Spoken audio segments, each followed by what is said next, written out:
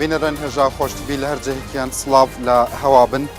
ژیان لەوێ دەرێ بە vê ڕەنگیە ئەڤە یەک ji mezintرîn kempê xuşkubirayetmê êzîdiya navê wî kempê şariyaya rê em hatîne vê derê heta muanatê wan pîşanê UN û bînerê xwe û xelkî dinyaya bidên digel mesûlêt êzîdiya li nav hikûmetê Herêmî Kurdistanê و berî evê ka digel wan biaxivim min rîportajek ya raportek çekiriye li nav xelkî da Xwedê nexwazim yani peyvê xwe carekî dî dûbare bikim jiyan ev jiyan nîne li vê derê xelkî xuşkubirayet êzîdiyet me li layen hemî cîhetekî hatine ihmalkirin bi taybet hîç texsîrekî wan nîne gelek mes'ûlî êzîdiyê me hene parlamenter hene wezîr hene mudîr am hene wekîlî wezîr hene li 2003 heta nûke xelkî mê êzdî dengê xwe daye wan çi texsîr nîne lê îro dixwazim bipirsim wan mesûlêt êzîdî çi kirine ji bo wan wan muanat nabînin nexwazim tiştek bêjim heta paş kemekî dî we ev rîportaj bibînin paşên her pirsyarekî min hebe gelek be serahet wekî eveke li nav dilên êzîdiya hene dixwazim wan pirsa ji wan mesûlên êzdî bikem ke li vêrê ne yan min guhdarî dikin lê li vêrê nîne gilew gazindekî gelek hene ji bo hikûmetê Iraq jî wezaretên koç û koçberanê Iraq em wan dawet kir nehatine vêrê diyariyet wan xarina expire bûye ji bo xelkên êzdî gilew gazindeyê wan ji bo xat û plasxard jî hene dixwazim wan Kurdê ke digel wan kar dikin wan mutercim ke digel xat û plasxard kar dikin gilew gazindeyê wan jî bişênete ji bo wê we ji bo UN dibêjin erê eme aware nîne erê eme şehîd nedayne erê em zarokê bê bawkûdak nîne erê em dibin xêwetê da nesiltayne çima rêxrawên UN alîkariya xwe biriya nûke alîkariya wan xême naka evên cîheteke bi tenê alîkariyet wan dika hikûmetê Herêmê Kurdistanê her rojekî nizîkî $3 hikûmetê Herêmê Kurdistan wekî mes'ûliyetê xwe ji bo xizmetguzariya wan kempê li Kurdistanê hene serf dika lê bi tenê ev deem bez nîne xat û plasxar te dibînî li Lubnanê li Tirkiyeyê çima min dad û gilêyet wan arasteyê cenabê te dikim xat û plasxar te dizanî li Tirkiyeyê hemî dinya Yekêtî Ewropa UN rêxrawên dîn nêwdewletî hemiya alîkariya Tirkiya dikin ji bo lacîîn li Lubnan jî wesa ye lê te dikarî peyamê xwe te dizanî te kesekî pir mehbûbî li vêrê kesekî naskirî dikarî peyamê xwe ji bo mes'ûlê serê li UNê bişênî jiyanet wan pir zehmet pir zehmet nûke ba biçîn ev serdana meydanî bibînin fermûn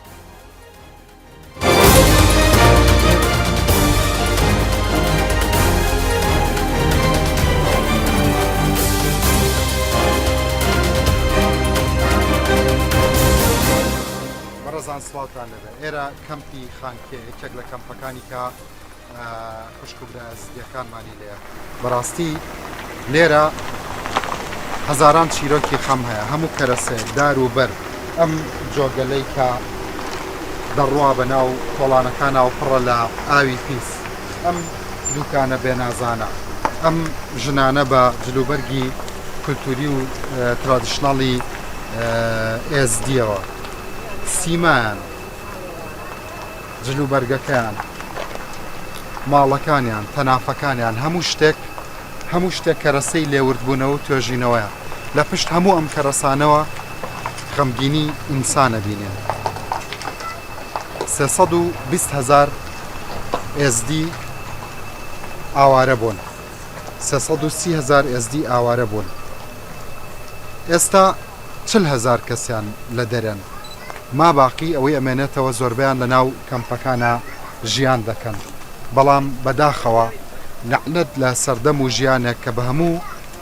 ژیان و بە هەموو تێپەڕینی کاتێک دەوترێ ژیان دەنا ئەوەی کە لە ناو کەمپی ئەزدیەکاندا دەگوزەرێ هیچ تایبەتمەندیەکی ژیانی تێدا نییە پێشووتر بەو نەهامەتیەش ڕازی بوون لانی کەم ڕێکخراوەکان و حکوومەتی عێراق بڕێک پاری وەکو هاوکاری پێشکەش بە کەمپەکانە کرد بۆ ئاوەڕۆ بۆ خۆراک بۆ هەندێک پێداویستی سەرەتایی بەڵام ئێستا ئەوەش نەما گەنجەکان ژن و کچ و کوڕەکان مناڵەکان ئەوەی کە هەیەە و نیانە ئەوەیە کە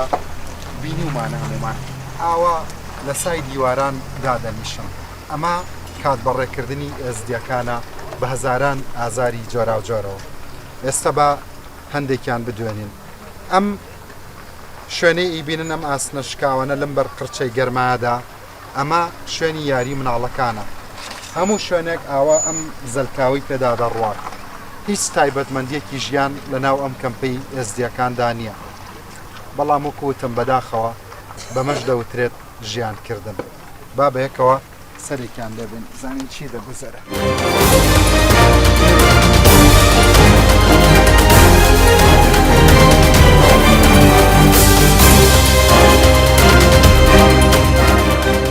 بەڕاستی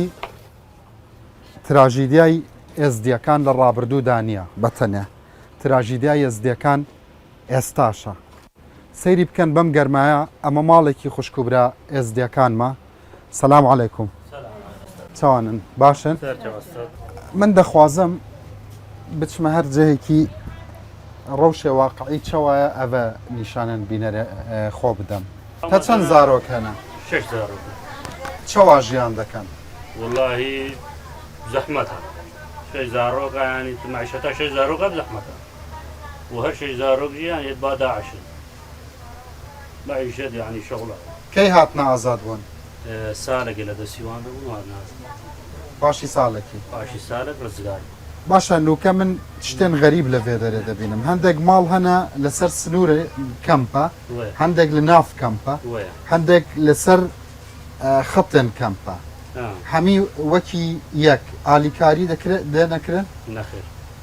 وەکی یەک نینە ئەگەر وەکی یەک بە هاریکاریەک جارێکی بۆ مەژیە وەنینە چما ماڵێتە نە لە ناف کەمپە لەسەر سنوورێن کەمپە ماڵەمە ئەف خالد مت نزیکی مبوون باشە و خێزانەمە حالە نەفسیە هەبوو محەز دەکرد ینی نزیکی خالد مبێ تە لە ناف کەمبی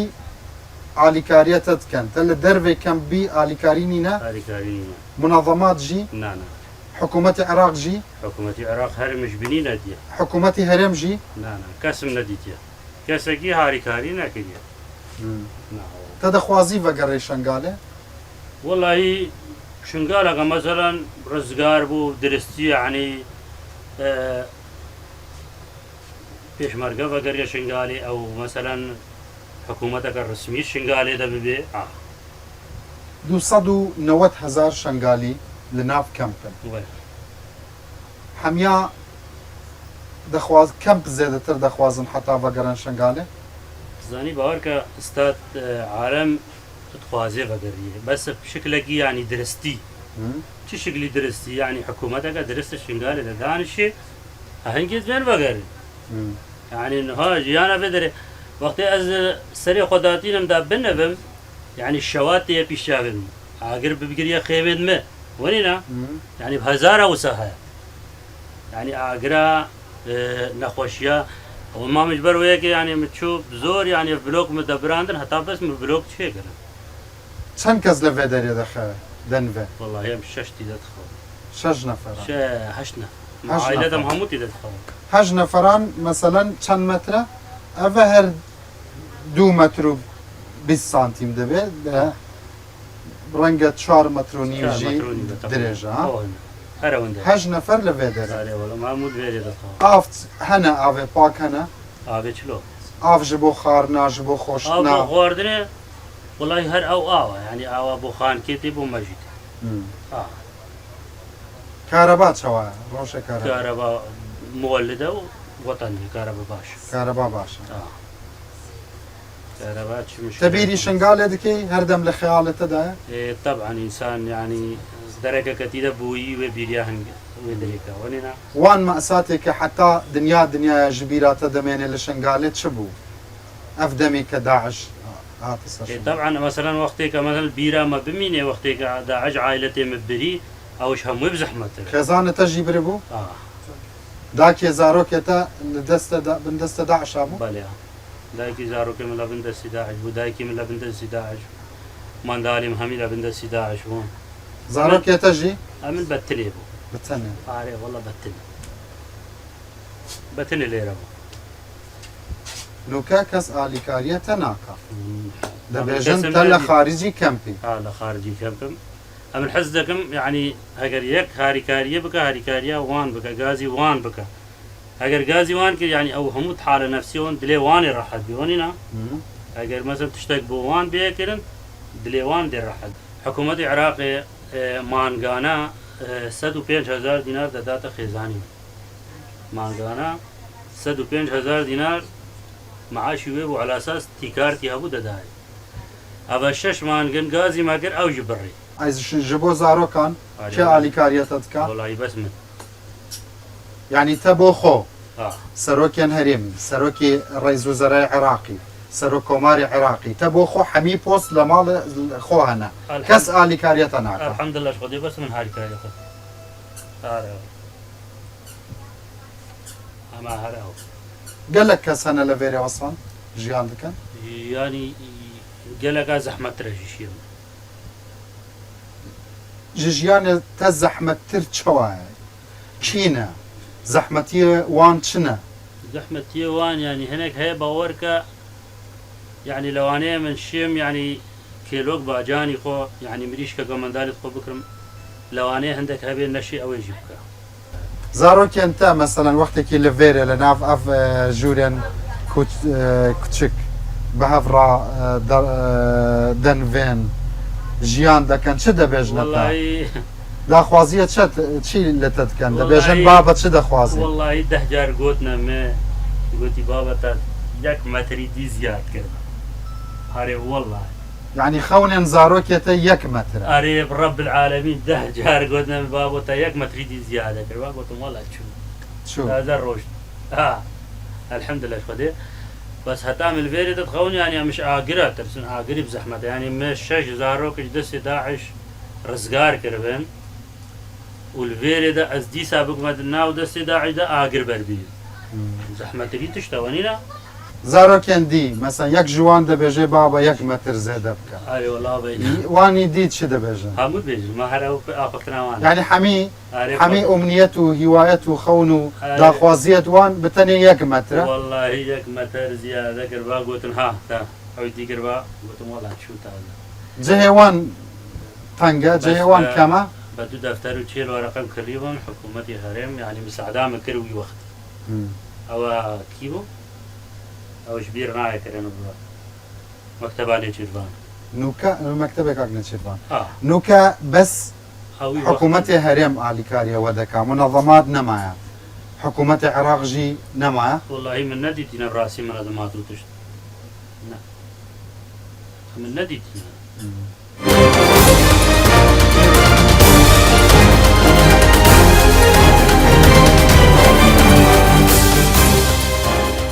هەتاوە دوێنێ لەژێر زەبر و جەبری داعش ئەمڕۆژ لەژێر جەبر و زەبر و زۆری ژیان ئەم وێنەیە سەرنجی ڕاکێشام هەڵیان واسیوە ئەمە پێشووتر پرسییم بۆ ئەم ماڵ و مناڵە لە کەمپی خانکێ ئەمە ڕۆژگارێکی تاڵە ئەم منداڵانن ئەمە سەردەمی بندەستیانەکە لە بندەستی داعشا بوون کیژان زارۆکتەی ئەڤە ئەفدەمتە گەلک تە منداڵی تە عمرێتە چەند بوو ئەڤە 9 ساڵ چی ژبیراتە مایە ئەفدەم وەکی چێ وەکی تەعادای تشتاوان گەلک هات سەلیمانی ناخۆش بوو ها زۆر تا باوەری دەکرد ڕۆژێک بێ تا ئازاد بی بێ وێرێ لە ناو ماڵباتت خۆ نەخێر ئەفدەم نامە باوەڕ ناکردم پێ ئەفدەم خەون و داخوازێت تە چی بوو لە خوددایە لە ژیانێ یعنی داخوازیاماوەکوم بێنە ماڵ بالداکو بابێت خۆ ببهنێ نوکەتەی بابێ خۆ دەبێژی بابە یەک مەتریدی مەزن بکە ئەف ژوور بەڵێ تەی بەڵێ تەژی لە ناو ئەف وێنە هەی ئاغا کامە تەی ئۆ تە زۆر عمرێتە چەند بوو نەزانی ساڵک و هەفت ئەی شەرح بکە ji بۆ بینەرەتمە وەرە بابم پیشانی کامێرا بدە بزانم ئەف ئێمە زنە ئەف کەچکەم سەری چێ کرد بوو هاف کەچەکە و پێنج کوڕن مال خۆدێ و ئەف وێ هەیە و ئەف حەولۆیە و ئەف شینوارە هەردوێت هەردووەکە یەک وف ئەزم ئەم بنە هەفت ژیانێەوە چاوا بوو ئەفدەم هەر دقیقە من مرێت کێ ئەف ڕاستمەتە چاوا ئەو داعششمارە گرت و فڕێ کرشوانڕە بۆ ئەزەی فرۆشم وەکە پێسم سەر شارعات فرۆتن نەفسە حەیون مسەر شارعات فرۆتن یەکی مدانایەکی بجارێ ئەوانش فانڕە فڕێ کرشم هەڕبادڕە بجارێ زلامێ مەگەڕیال نەفجیرانە و خۆدانێت خۆوان و هەڤال ولدا شوێت خوا و ئەم کەڕی دەفتەرە و چیل وەرەقی تا بە دەفتەر و چلوەرەقە دەگەڵ زارۆکە ئەزوو زار نوکە چاوا ژیان دەکەن لە وێرە لە ناو خۆدێ ناخۆشە ڕاستە دەبێژن نە حکوومەتی عێراق نە کەس ئالیکاریەوە ناکە نە دەرزیەنە نە دەرمانە نە کشمارە نەهاتەگرێ بیتاقی کە کەمت چێ کرد بوون 123,000 دانەمە و بیتاقەژی سەرم قوت کرد بیتاقەت شما خۆت کرد بیتاقەش خەباش بەردەستی داعششمارە چێ کردبوون دسێ ساڵە دانە میسال قوت کرد بە هەف ڕادەبن مەسەلەن بەحسا ئەف وێنە دەکەن چ دەبێژن دەگەڵ زارۆکا داخبن ژە هەمبەر ئەف سەردەم ئەفدەمە چ دەبێژن زارۆکا چ دەبێژن وەختێکی بە هەڤڕا مەسەن داخبن لەسەر ئەف سەردەمێ ماڵی چ دەبێژن بیژێن هەر دقیقت بیژن ئەم ئەف بوون و دەستێوان کافرادە بوون و ئەکچکت بێتە سەرێ مت چێ کرد و مدین کرد و مچچکە کرەستوی کەچکی دەهتام خالاس کرد بیژە هاوێ کچک نەدید بوو دێجا چار هەی بوون هیچ بجێ ساوم بجێ ساوم جانا دە ڕۆژە شیرب دێبنەت بوو تا هەندێک جاران لە خەوناتە وان دیمەنا دووبارە دەبێ هەر دقیق بیراماینەدن هەمل خوۆشیێدا بندیم ڕۆژن نەخۆشش بیرە زلاما ناچن خوۆشیش بیرە زلاما چن بەسێ نەخۆش ناچنش بیرە زلاما وەختی زلام بینێ نکار بێت تشتێکی زار و خۆ بکە کە خەلاژی کردبن ئەوجی ساغیەکە ئەمە زلام ئیمری بێت چێترە گەلک جارە وان خەڵکی کە لەوێ دەرێ ژیان دەکەن دەخوازن بەگەڕێن شنگالێ خۆدێ ناوەڵە نەویرن ناوێرن نەبخۆدێ منەویرن جاماکاتی سامی کەم نەدەستێواندا و هەمووامە تشتێ مەچ و مالێن مەچون و خەراکردن و تشتێکیمان نەمامی چونە چێ تە بۆ خۆشی ناوێری ناوەڵەس ناویرم هەر شێبەکەش چم تازیەکێ تشتێکی هەتا سبەهینانە بم جامکەدیم داعشە هایەوەی مگرێ من و زاڕوەهنگیم تەرساندینە باشە خوشکا من کارێمە ئەڤە کە داخوازیەوە پیشانی حکوومەت بدەن حکوومەتی عێراقی خۆدێ مەجی دێت تشتێکیش مەوان زاڕوارە بکەن ماگەلک ڕەزیلی و ڕەبەنی دیتیا و ئەمژی ناعیشن والله نعیشن خۆدێم ناعیشن شە زارۆک و چنە مەدرساوانە بزەحمەتە جارە بژین کار ڕەبعاکی ڕەبعاک نەبێ زلام بدێدا گەلەکل بزلامە زەحمەتەوە ئینگی زلامان نابێ هەبێ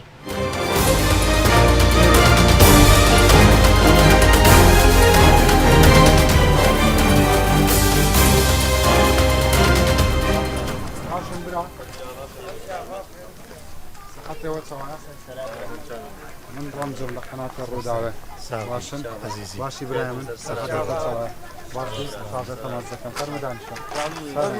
شو باشي سلام حميا باشن فرمو والله برسياركي من هنا دعمت مواد غذائي جبو وشوا فرمو وان تشتن جبو ود شوا راست ده بيجن قالك تشتن اكسباير جبو شانديه خدي مواد غذائي راسته أبي طبعا مثلا إيه منظمة إيه منظمة منظمه حتى نوكا هاتيا راگرتن دوكا نايا نوكا فرادن فاردن فرا حيوانات فرادن جارنا دوانزو نيبن وجارنا هجدو نيبن كي جان منظمه خدي منظمة يوينز يوينا وهكا مواد خدي مواد نايت أخواني مواد أزبير منظمة موسى ما بيجي اي حكومه العراق دعمت وان جبوه سنه خدي حكومة العراق حتى في قابل خدي ما أي نزايرك ما ديتيا نما مساعدة قوان ديتيا نبري خدنا ما حكومة العراق بنوبة مساعدنا راسته دبيجن هندك جوان مواد غذائي جبره جبوه هاتا تخصيص كرن اكسباير بويا خدي مواد غذائية تبع طرف حكومة وتي خدي نبرج تاخو نفاسوليا نديسكا ننوكا هم وسا دنا حيواني هم براسي او دنا حيواني وان أبا- دعم أبا- هاتا راوستاندن حميا دعم هذا الراوسان كمبا تقريبا قشي كمبا أبا بو 8 سال شغل دريج بو او جمع بوستيان ام دلمان راوستيان دخوازن وگرن شنگاله خداها شغال آرام وام بخواست بس خداها وضعي وسبت حسب الشمال ليزا چار پنج حسب الشنغال دنا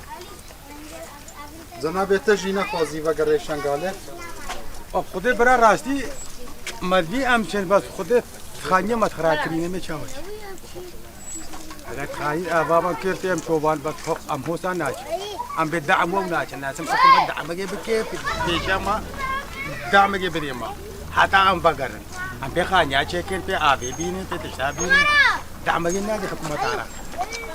هذا انه دعم لنا لفيريجي دعمناكم نبتني لشنغال حكومة العراق الفين ناكن وازاد لكي درجيان دا كان لكف كامبي لناف كامبي لدرفي كامبي يا نا لازم بين ناف كامبي برا جي ما يخوش بخده كم فنا خوش كم نينا مساعدك نينا الكام لو كتدكاري مثلا انت ازادي هنا بتشي درفي كامب جيان بكي يا نا لازم لناف كامبي لازم اعمل فرم خده عمل كان شنو بالي كم نب خده مو خونا كاري هذا نكار برا عم ايجارو او نم نكار ايجاره او خده افضل مره كده كامبي دركب وعقي كهرباء دي آه. حقي عافيد دي حقي هم يميل إجارة خاني دي راستا افنينا بافم كاني نينا بدي افجش بين نجاريل بالنايلون هذا لازم ببقى دينه قوها فم فرنا دي هاو شو من عندك رسم ديت مواد غذائي اكسباير هنا لفيري افت شنو والله او هندك اشال او فيجتيش اداري ادنجاش كرفتش دولت راتش درنا براستي ني تي ناي خوارن هما بو عيواني وطرمبيت قرن تشتاقي بلاش تاريخ خدوان حميبة سرچويا تاريخ سروا شو عندك جي كنن اما او نيسك وكي شكر وكي برنج هما كنن هم ضرابو هنا ناينا خوارن هما فجا مجبورة چون عصاتا هما اف اردو اداري دنا ام چون ما چون ناني بيجو ناينا بتشتيخ هم چون بيننجي هما مصادنا فان طرمبيلا بو عيواني بن تشواي باشي جهي ياري هنا لفيري ها العاب هنا يوا نينا شدا كان لفيري خده ما خير شارع هذا ها خير شارع هذا صار شارعة باسكيلو قريانو وانتشتا قريب جارنا نافيتت سنا ديار لبوليسيني ايه تال المدرسي صفات صفات صندي صندي شاشة زيركي نقل شو معنى قالك ها كي قالك زيرك لفيرا هي المدرسة زيرك القطاب خاني تا ما شاء الله تجي تعال ها قديم تعال بلا تلا سي باشا كي جان درس قالك حجدكي درسي كي جان معلم كي جان مادة رياضيات انجليزي تشكيك بالكاري انجليزي انجليزي تهيج انجليزي دكاري باخفي عادي تشتك بيجمن انجليزي انجليزي تشكي بيجي من بخو ها نافيتا what's your name ها سلوى Your name is Salwa. Salwa. سلوان سلوان. Salwan. تجي كده كاري برسبة من بدا. What's your name? My name is Karam. كرم. كرم تزيركي؟ درجة تشوابو. باش باش بو يا قلق باش بو. باش.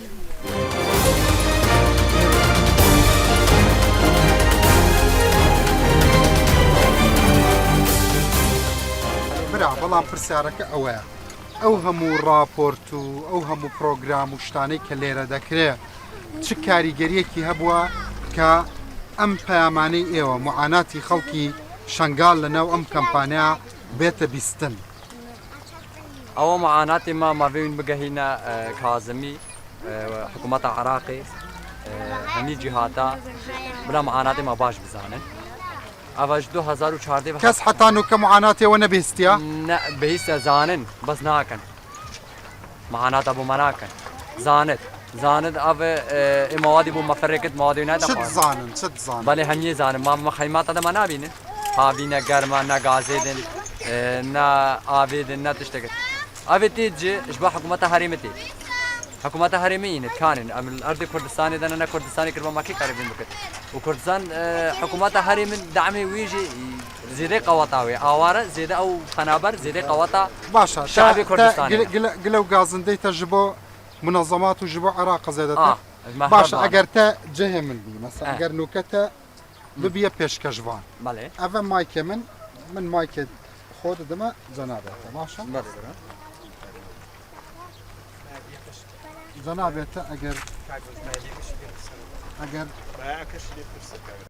باشە جەنابێتە ئەگەر جەهێ من بی مەسەلەن نوکە چ دەبێژە هەر جیهەتە مەسەلەن حکوومەتی عێراق وەزارەتی کۆچ و کۆچبەران ژەهەمبەر خارنا ئەکسپایر ژەهەمبەر ژیاناوە ژیانێ زارۆکێوە فەرموو مەسەلەن ئەس دەبمە پێشکەشوان نوکە ئەس تەسوێرێتە دەکەم و بڵاو دەکەم لە دنیاە فەرموو داخوازیە ما حکوومەتە عراقی بۆ مە تشکی بکرد دەست تشتێکی ناکرد منازماجە ئەوە 8 ساڵە دەستکەشش مەکەن ئاراسەس ئەم تابعی UN ئەمە متحیدا ئەوژ 8 ساڵە بێژت مە دامێ وەکرد دی تااقەتێمان ناما ئەم دی دامێ بۆوا بکەن باشە ڕەنگە سبێ وەزارەتێن کۆچ و کۆچبەران بێژێتە تا ئەم خارنج بۆوە شاندیە ڕۆن شاندیە پاسۆلیا شاندیە وان شتا هەمیژ بۆ شاندیە چ دەبێژی شاندیە بەس ئەکسپایرە ئەکسپایرە نادەخوارن ما ئەبژ عليه هەمیان ئەکسپایر وەڵا نایدەخوارن عراقي زيت بو مشان بس طعمه ماسياج بتەنێ زەیت ئەکسپایرە یان شتێن دیژی هامي بس شاكر هاك اسباير نابي شاكر ادجمتا شاكر نهات يجي بس يدي همو كيري خواري باشە ڕاست بژ ئەمە دۆنا وەگە مناوژە حالێ هەمی ئەرزاقی حکوومەتە عراقی هانی زگۆتە من زەیتی ئەزێ کردم و 1000 ڕبعکی ئەجە سوکێ سێو نیڤات کردم بەتلێ زەیتی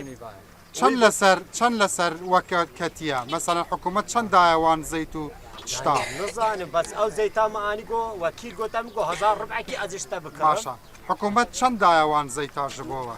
ئەو بۆ وەکالەت دێنە بەس ئەوەی وەگەم بێژن وان شتێن کە عراسات هجر مهاجرين كارتونك مواد واكس صحيات تمام ماشا صحيات السروان الفيري بدون نيفايا همي نادش نخدش الصابوني وين بيجي نادش خد نقدر بيجي الجاج بشوي ابو صاله اسروش منا يا اخوان لسر حكومه شان كتيا بيجي سرما كارتون 49000 عمله 5000 لفيري بتشندا 8000 والصحيات 2000 8000 يجي ناشد اجي كريجي بو حيوان كارتون استين ما بكريجي بيت بيجي اسنا كرم بيجي ناكرم جهات باشا چما نابێژن مەسەلەن نابێژنە ئیدارەیەت کەم چما نابێژنە نوێنەرێن حکوومەتە عێراقە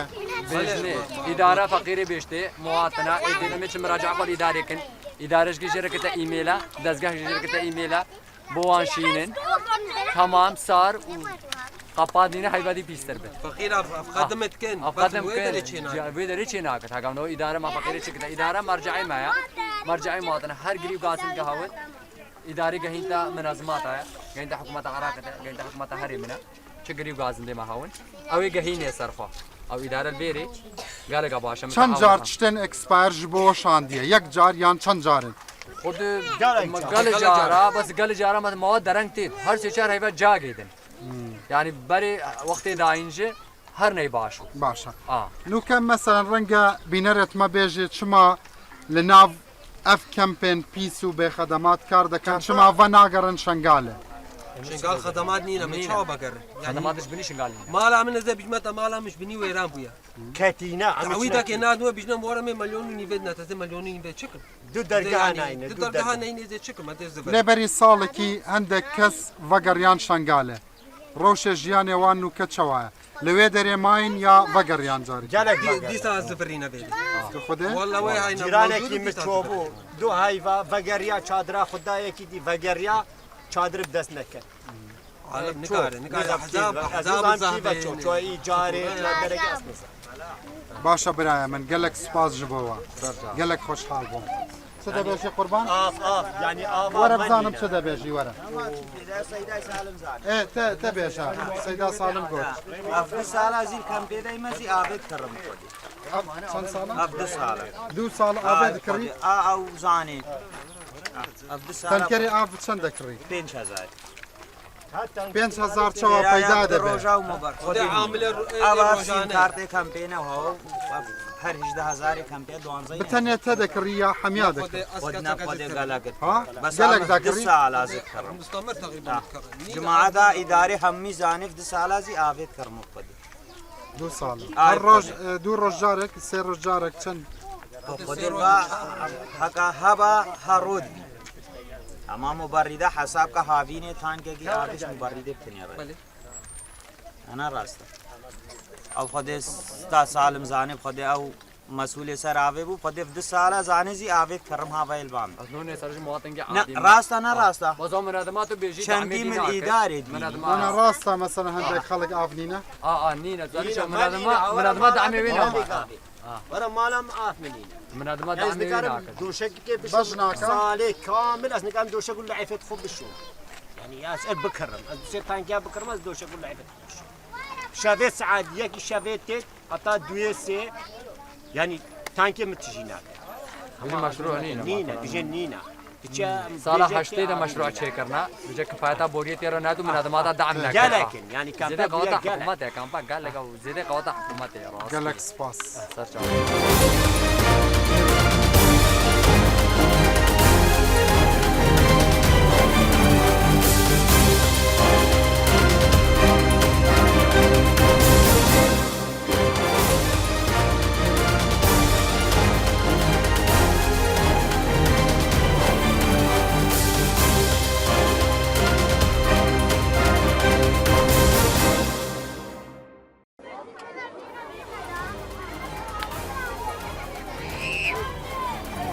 بینەرێن هێژا سڵاف وان زارۆکێک کە لە vêrê دەبینن حتا نوکە ماڵ نەدیتیە li bin xêvetî da çavê xwe li dinya ve kiriye we guhdarî kir yek hîviyê yek ji wan ev bûye li babê xwe de pirse baba nekarî ev xêwetê pîçek mezintir bike ev e umniyet û hîviyê hezaran zaroka li vêrê میوان برز من پیکاتون لبرزان کاک حسن کلاری بخیر به سر چاوم جنابی وکو نانری وزارتی ناوخو وکو بروبری گشتی هاوانگی قیرانکان لوزارتی ناوخو لهولیر و تشریفی هنا و با لای ازدیاکان کاک محمد خلیل اندامی انجمنی نرانی عراقا کاک پیردیان پیر جعفر بروبری کوچ و کوچبران و علامدانوی قیرانکان لا دهوک کاک علی عمر یاردەدەری پارێزگای نەونەوە هەروەها لە شنگالەوە کاک حسەن حەجی و تەبێژی پارتی ئازادی و دیموکراتی SD کە بەڕێزیان لە شنگالەوە لەگەڵ من بەخێر بێن سەر چاوەکانم کاک حسەن سەرەتا دەخوازم بێژم هەمی دنیاە UN ڕێکخراوێن نێودەوڵەتی پتر ji هەمی ڕێکخراوێن دنیاە دەستێت خۆ ji ئێزدیا بەردایە حکوومەتی هەرێم لەسەر وان مەسئولیەتێت خۆ هەر بەردەوام دەبێ دەگەڵوان بێشکم بەڕێزانەی کە جەنابەت بەرنامەکە لێرە حاضر کردووە تەنیا ئەو کەمپەنیە بوو کەمپی ئاوارە ئێزیدەکان تەنیا لە پارێزگای دهۆک ژمارەیان 15 کەم بووە لە پارێزگاکانی سلێمانی و هەولێرش چەند هزار خێزانی ترمانەیە کە لەوێ نیشتەجێن حکوومەتی هەرێمی کوردستان هەر لە سەرەتای ئاوارەبوونی ئەم هاوڵاتی بەڕێزانە و بارکی خۆی زانیوە کە پێشوازیان لێ بکە وەکا لەسەرەوە بکە کە بتوانێت ناوچەیەکی ئامین وە جێگەی استقرار دابین کە بۆەوەی ئەم بەڕێزانە بتوانن بە ئاسانی ژیان و گوزەرانی خۆیان ببەنە سەر پاش دروستکردنی کەمپەکان وهاتنی یوئێنەکان و ئاژانسە نێودەوڵەتەکان بوو بنە هۆکا بووە هۆکار و کاریگەریان هەبوو لەوەی کە بتوانێت کاری باشتر و فراوانتر بکرێت بۆ خزمەتکردنی ئاوارە هێزیدەکان بەڵام بە تەواوبوونی شەڕی داعش لە ساڵی 2017 و وردە وردە کەمبوونەوەی فەندەکان و بەتایبەتتر لەم ساڵان لەم دو ساڵی ئەخیر لەبەرەوەی وڵاتانی کۆمەکبەخش ئەو بڕێیارمەتەیە کە دەیانات بۆ عێراق بەگشتی و هەرێمی کوردستان بەتایبەت بڕی ئەو یارمەتیانەیان کەم کردوتەوە لەسەر ئەساسی ئەو مەعیارەی کە هەیەە بۆ کارکردن لە بواری کاری مرۆیی هەرچەند ئەوان فەندەکانن و کۆمەکەکانیان کەم کردوتە بەڵام حکوومەتی هەرێمی کوردستان پابەندبوونەکانی فراوانتر بووە و ئەرکی زیاتری کردوتە ئەسۆ خۆی بۆ ئەوەی بتوانێت زیاتر خزمەتی ئەو هاوڵاتیە بۆ ڕێزانە بکە و ئەو بۆشایەیە کە لە ڕۆیشتنی یوئێنەکان و ئاژانسەکان دروست بووە لەلایەن حکوومەتی هەرێمی کوردستان و پڕ بکرێتەوە یعنی خۆتە زانی ئاوارە تورکیا وەکو فشارێک بەکاری دێنێ لەسەر ئەوروپا بەڕاستی بە نسبە و تەناسوب وەری بگرە نزیکی یعنی زیاتر لەوان ئاوارەمان لە چاو ژمارەی دانیشتوانی خۆمانە لە پارێزگایەکی وەکو دهۆک نزیکی ژمارەی تێکڕای دانیشتوانی دهۆک ئاوارە لێرە هەیە وەکو خۆت فەرمووت لە سلەیمانی هەیە بڵاو بوونەتەوە لە هەڵەبجەش هەیە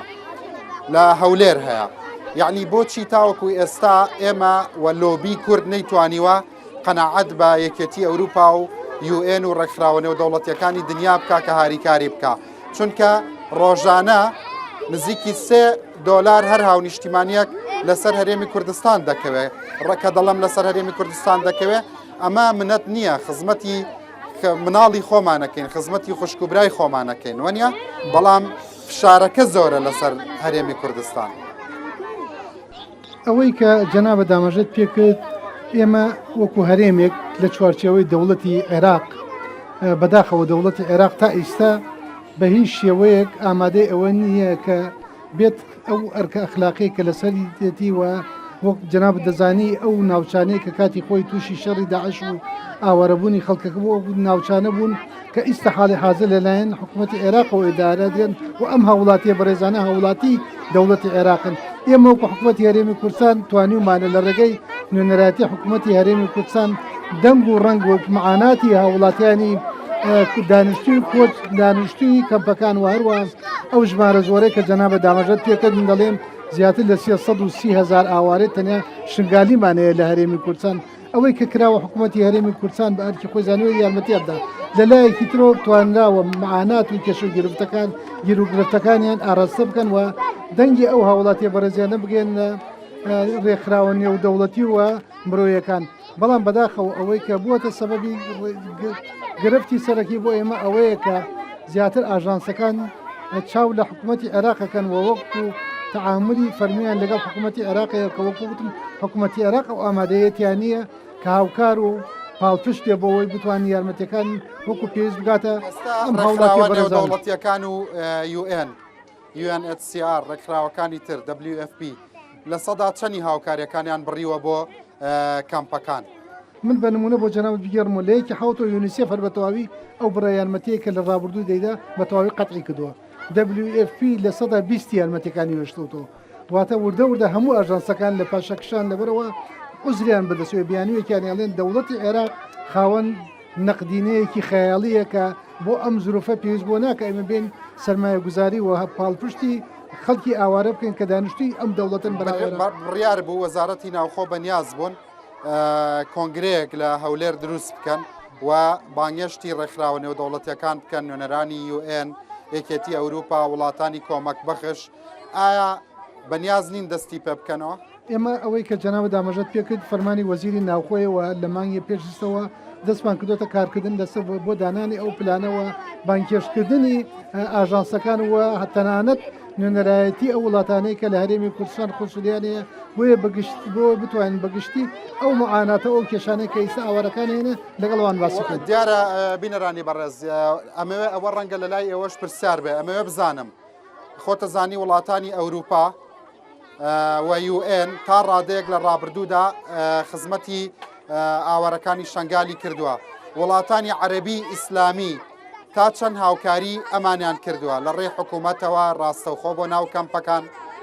وڵاتانی خاوەن نەوتی خلیج ئەوانەی کە بەڕاستی تا ئێستا پاڵپشتی حکوومەتی هەرێمی کوردستان بوون وڵاتی کۆیت بووە وڵاتی ئیمارات بووە کە لە ڕێگەی هیلال ئەحمەری ئیماراتی ئۆتوانراوە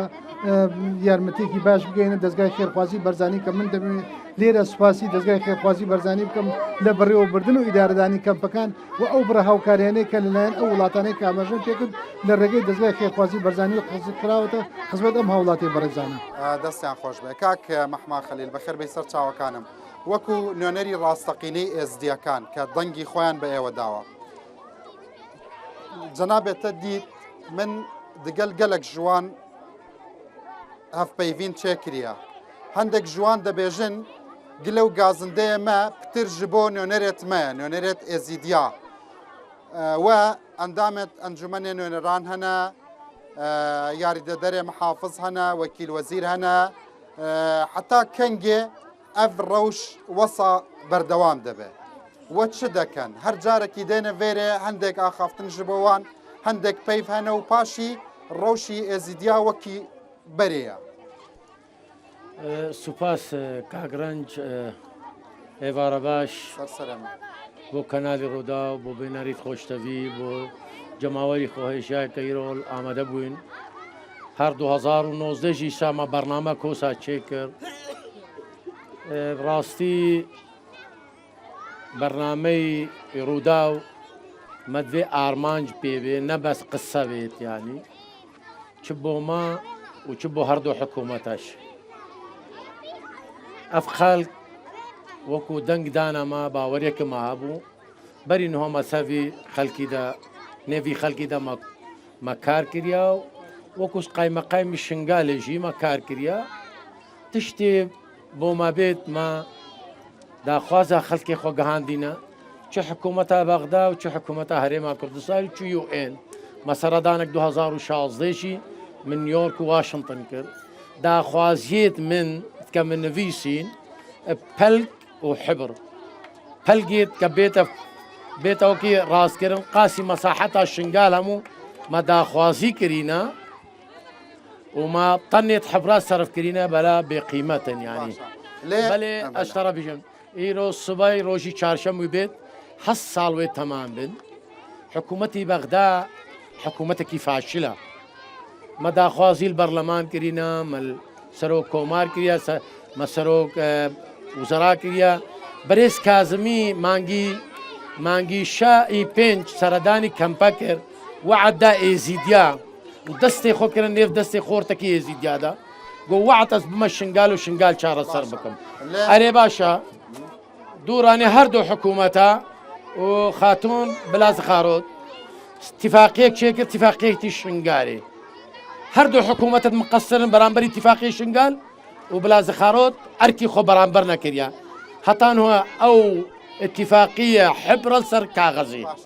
2500 گەنج ئیشنگالی هاتە دامەزراندن هەموو ڕێکێت ڕێمایە هەموو 7,000 بۆ 2500 شنگالی هەلبژارتن لژان هاتن هەتا vێگاوێدا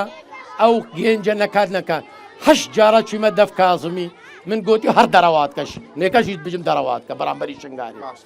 یا دیترێ بەرنامەی شنگالێ دۆست بژمەتە نەمە مشکلە هەینە مە هەمووە مشکلە هەینە دوینێ جەنابێ بارزانیش گوت بەلێ مێشکی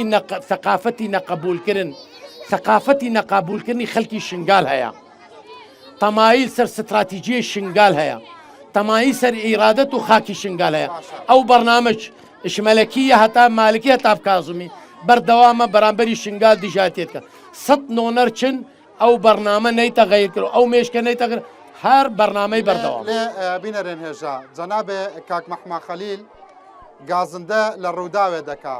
وەکی عەرەبا دەبێژن انقلب السحر على الساحر يعني من نظانم أفكاري و تنونري قلي نا سوباس نا من قاسن نقري كاغرنج من قد ما آخر بلي سيريكا من دزانم من هفيفين تشكريا دقل خشكو براية شيعة لبغدايا من دزانم قلق جوان برلمانتوية عراقي سنة هنا شيعة جي هنا وان هفسوزن دقل ازيديا دقل كيسة ازيديا دقل ناجينة ازيديا ولازم لبرلمان قانون شبكن لبرلمان لجنة شبكن نبى شخصي كاك محمد خليل بتشيت جم يا بتشيت دف كاظمي يان وصا كاك بني ما امزكهم كرن قوري ماضي بينجي وهاشت تشيلو هاشت تشل اندام برلمان بيسو بين اندام برلمان بروجيكي درباس هشتي امزما كوم كر بو قانوني دعم الطوارئ بو پسندکرنی کشمکی پارا بو شنگالی ما امزا کوم کرینا بو جینوسایتی شنگالی ما امزا کوم کرینا بو قانونی تغییری ناجیات ما امزا کوم کرینا هفده خالد من بني هفزة خالة من نفيسي ومن ساد وبيس امزي برلمان مدا سروكي برلمان امزكر هردو جيقرا برلمان كومكر بو چارة سركرني كيشي شنگال جيبا جيكرني ما جيبا جيكرني اتفاقية شنگال دريخ السنيوان لايانين الشرعي آفدان كرني شنگالي بو آوارا بو دامو دزگهید که شنگالی بکم نتیدا بنره من گازنا روداو نینا بله از بیشم ام برنامه چکن برنامه نگهنه چه قوناغی ام گازندش خود نه ما دشخوشی قوناغی کی دی قربان ما بریا قوناغی کی دی بلا مثلا قانون هنه جبو ناجیه جبو خوشکت ما که هاتنا درباز بون هاتنا آزاد بون جدست داعشه مثلا بپی قانون لازم بو آلیکاریه وان بکن کوا ما وكوش قايمة قايم من ما يقدافا كاك علي مدام والي موصل مقو هر خشكة كيشوان هر براي كيشوان بارچ عردكي بو شنغالي اف قانونا يا ديتري من قول نا قانوني رعاية اجتماعية سناجية وكي حقوق وما في سجين سياسية او انساني ناجيات او شهيدة زيندونا شو بوچي بوين الناجيات ناجيبون ناجي غلطة بيجي ناجي نها عاقر منو تبقى بسيارة منو تبقى بيجي ناجي لازم بيجي قانون المنكوبين لا هر يكيشي ما فيوي حقوقي بدي يا ديتري يا دقة يا ديتري كاك رنج بس ريب دامن خلكي ما شنقال زانيت كي نونرو كي دنجي وانت جيته من قوت بلاز خاروت خاتون لا سي جارة تشوي شنقال اري تشوي شنقال وتروشي شنقال قوتيا تقوتيا جيان الشنغالينا اري نشر ما بوتت انه نرى يو اني وتشيل يو ان ده بشي وقانون حقوق الانسان وما في مروفه اقليه دينيه وان رزقار بو وان ناجيا تناتشي جنب الاسخار از القروان اگر از جهه تبم لافيتك ده نفسم من او ناجيات ودايشمي رمزه دايكاش ام الشهداء شنغ مبدس دايشمي مقربه من برگر کاظمی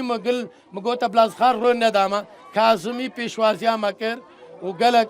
دو برلمانتاری دیشی مرا شنگار کاک ماجد و بیان خان تدزانی مليارات دينار جبو آفدانية موصل هاتا ترخان كرن معلومات مهنا هندك جوان بارا نهات يصرف كرن لبر نبونا بروجا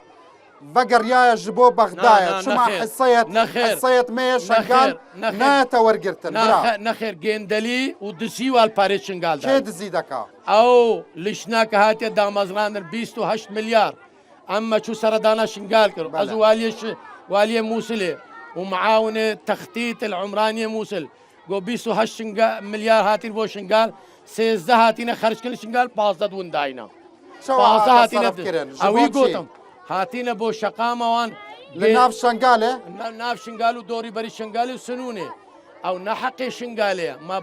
روشا بري كاغني چيفان بارجاني مستر فلانك داني 2017 تا 2019 كابينا آچاري دا آودان کرنا شنغالي و نوشن کرنا شنغالي قربونا خلقه و فقريانا خلقه او بروجه ما مداني 10 مليار 10 مليار دولار كي سبب خلقي شنغال فنا قرين جبو شنغالي باشي افنا بر وەگەڕیم دەف جەنابێتە پاشی ئەف ناوبڕ باشە مامۆستا بینەرێن هێژا پاشی ئەف ناوگر ناوبڕ دێ وەگەڕێمە خزمەت لێوەدا ئەگەڕێ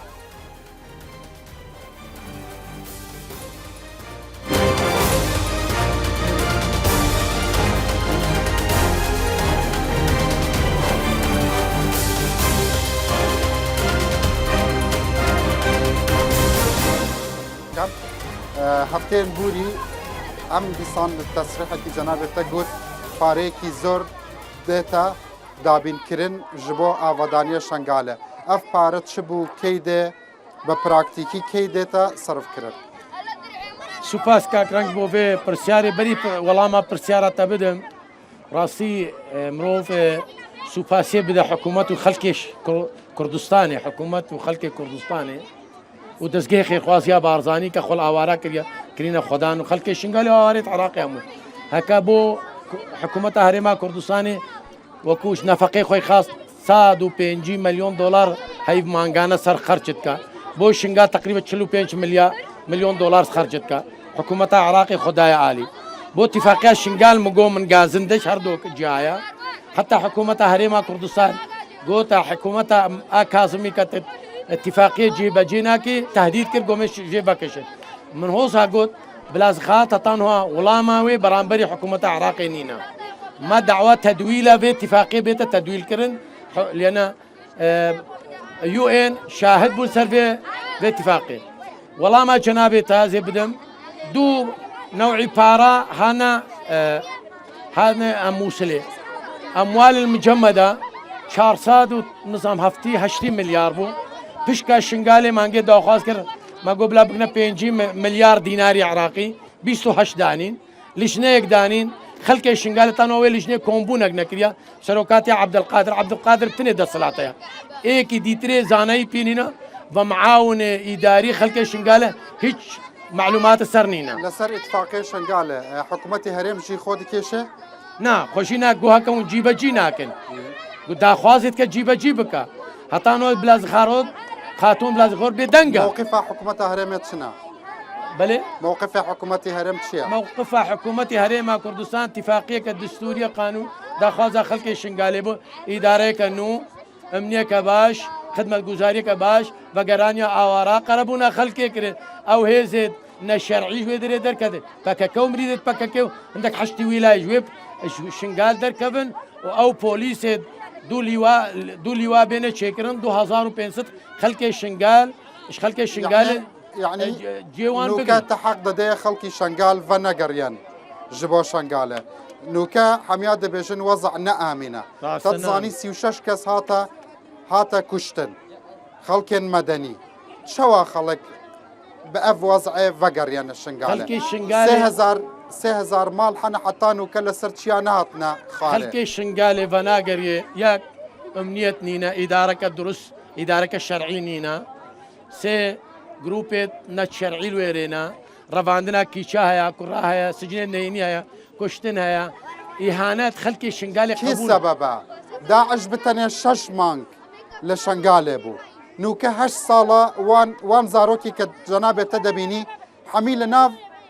خيوتي دا هاتنا دنيانا شما باشي 8 صال كس نكاره روشي شنغال آرام کا کی مقصرة روشي شما صريح نابيج روشي سي هشتطافي قابدة بردواما جينوسايتا شنغالية يا بشرة يا جغرافيتي يا شارة نفيسية يا آبورية وبردواما تا رجائيرو سبب اوي هموي حكومة عراقي راسنا اخفي دو جروب نشرعي لو يدرينا او باكاكاو مريدة باكاكي ومداوا كربوشي البرلمان العراقي دجي اف جروبش نشر ترکیه و پاککه به سرچای شنگالی چه بی دو خدمت گزاری چنو لشنا سه هاتی شکل لشنا تعویضاتا حتی نواجی او لشناش گندلیه بردوامت کا و حتی نو قربونا خلق شنگالی جیبا جی ناکا اف آستنگل پیشا خلق شنگالی دنا وناگا 3000 خلق شنگالی سرچای شنگالی الکمپاس سردشته وناگریان یا دیتری خلق شنگالی اغلبيه خلق سنونه وغيره خلق قبلته شنغاله حتى نوع مجمعات قبلتي سيباشي خدري قرزعزرة قرعزيت باقش نبويش شما توكي كردك وكي ازديك برسياركي من هنا شما دبيجي بكاكات شما نافي حشدي شعبينا يعني من قوتة باكاكاو وجروبي القلب باكاكيشكا حشدي شعبي هناك ليان دعما باكاكيتكن او دعما باكاكيتكن باكاكين نكاري البر ارتش عراقي شربكا نكاري البر شنقاليا دسلين كارن مريد بو خوتشب كان شما ونكارن مثلا نعم احتراما قانونيتكن او احتراما قانونيناكن و مريد خلقي شنقالي اف خلقي خوراقر هتانو مايا اشبر كرامته كاحتراما قانونيتكن وكبريكت قانوني بقر والهل بشارتنا جي دنجي خدانا نو نريت ما اشويكش اف موقفي خلقش شنقاليا دائما خلقي شنقالي دستور ناجح خلقي شنقالي قانون هنا دبيجن بفي رنگيني حميار رنگا دكارن روشكي آرام بو ما تشيبكن عندك خلقي شنقال هنا لاينگري پککنا عندك لاينگري ونا عندك لاينگري بارتينا عندك لاينگري يكيتينا شما اف عقليت شينا بحمير رنگا روشكي آرام لشنقالة تشيبكن اما برسا ثقافتي قبول كرني اكودو ما في تشيبي او لاياني دوي دري ثقافتي قبول كرن هنينا يا دي تريشي او خلقي كشوي تيكلي بككي ودركه دي همو مصدر رزق نجي خلقي شنقالي هكا حكومتها عراقي الراسبة وماف حقوق دابانا خلقي شنقالي دي فقريابا او خلقي ميكا قهشتي مصدر رزق شي قهشتي وان خلقي شنقالي قانونو يا صدفي ما برينو ما شو سردان كرن ام شو نويدري ما قو ادارك الشرعي وقانوني بكار بينا ايلان حكومتها موصل شي براسي دسي بريار دسي بريار دان رأيان دي هنا كاك حسين حجي لا برخصتي جناب مامستا جناب يار ددر محافظ جي كات قالك معايا كاك حسين حجي دخوازم رأي جناب تجي به بيستم شما خلقي شنقال وناقرين شنقالة شما بحميا وان جروب وان طاقم وان احزاب كردي نكارن روشكي آرام تشبكن وان كسي كا باجي اف روشن سياسي دا خشكو برات ما ازيدية لفيري لناف كامبا لناف شنقالة لسليماني شي سببا سبب شنا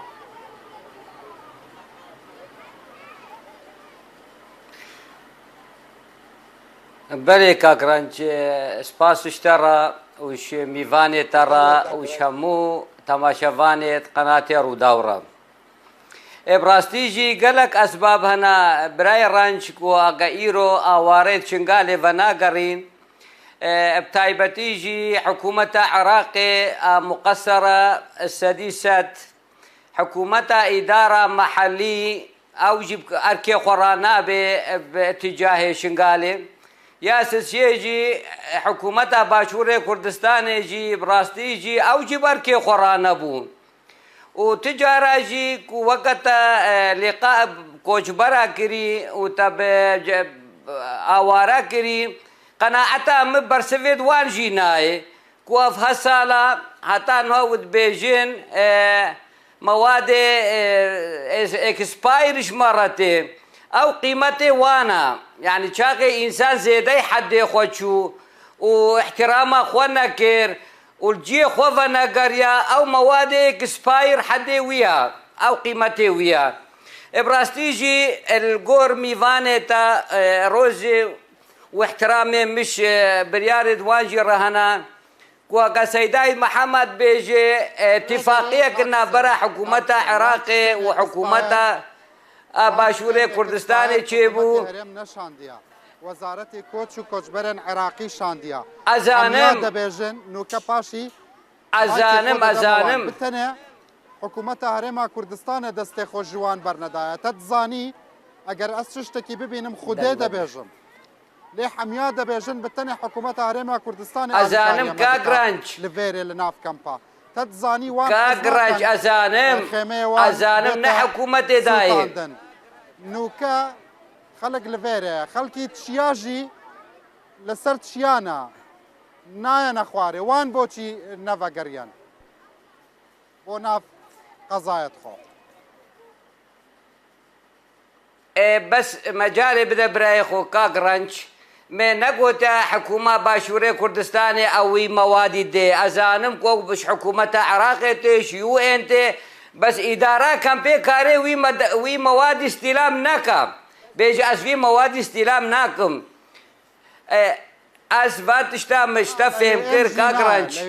کوچاوە کۆچبەرێ سەرێ چیاژی ڤە ناگەڕین دەنگ مۆزوعێکی مویمە لێ ئەڤە بەرسڤێ من نینە سەیدا من دەخوازم بزانم چما بە حەمی وان ڕەنگێ لە شنگال ڕەوشێکی ئارام چێ ناکەن پەکەکە ئەگەر لەوێ دەرێ هەنە نەکوردە حیزبێوە نەکوردە پارتی دیموکراتی کوردستان نەکوردە هەمی ئێزیدیا پتری ئێزیدیا دەنگێ خۆ دەدەنەوان چما بە هەمی بە هەڤڕە ڕەوشێکی ئارام چێ نابێ